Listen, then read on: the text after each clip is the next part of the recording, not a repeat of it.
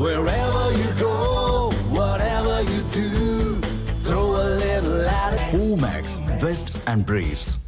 இந்தியாவின் மிகப்பெரிய தகவல் தொடர்பு செயற்கைக்கோளான CMS-03 LVM-3 M5 Baahubali rocket உதவியுடன் விண்ணில் ஏவ திட்டமிடப்பட்டது. விண்வெளி துறையில் இந்தியாவுக்கு தொடர்ந்து மகுடம் சூட்டி வரும் இஸ்ரோ விஞ்ஞானிகளின் புதிய படைப்புக்கு எதிர்பார்ப்பு எகிரிய நிலையில் ஸ்ரீஹரிகோட்டாவில் உள்ள சதீஷ் தவான் விண்வெளி மையத்தில் ராக்கெட் ஏவுதலுக்கான கவுண்டவுன் சனிக்கிழமை மாலை தொடங்கியது. நேரம் நெருங்க நெருங்க விஞ்ஞானிகள் பரபரப்பாக காணப்பட்டனர். LVM-3 M5 ராக்கெட்டை வெற்றிகரமாக விண்ணில் நிலைநிறுத்துவதற்கான முயற்சியில் இஸ்ரோ விஞ்ஞானிகளின் ஹார்ட் பீட் விண்ணை முட்டியது. இறுதியாக வரலாற்று தருணம் நெருங்கியது.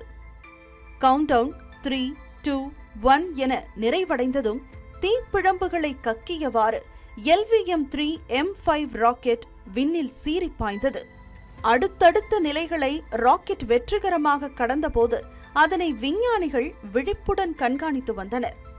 மிகவும் சவாலான கிரையோஜெனிக் என்ஜின் வெற்றிகரமாக செயல்பட தொடங்கியதும் விஞ்ஞானிகள் நிம்மதி பெருமூச்சு விட்டனர். சரியான நேரத்தில் ராக்கெட்டிலிருந்து பிரிந்த CMS-03 செயற்கைக்கோள் வெற்றிகரமாக விண்ணில் நிலைநிறுத்தப்பட்டது. இதனைத் தொடர்ந்து இஸ்ரோ தலைவர் நாராயணன் சக விஞ்ஞானிகளுடன் கைகுலுக்கி மகிழ்ச்சியை வெளிப்படுத்தினார்.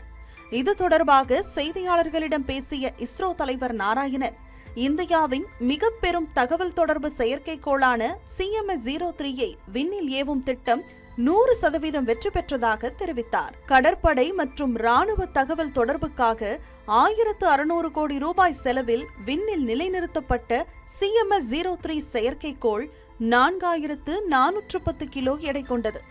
அதிக எடை கொண்ட செயற்கைக்கோளை சுமந்து செல்ல வேண்டும் என்பதற்காக பாகுபலி என்ற செல்லமாக அழைக்கப்பட்ட LVM-3 M5 ராக்கெட் பயன்படுத்தப்பட்டது.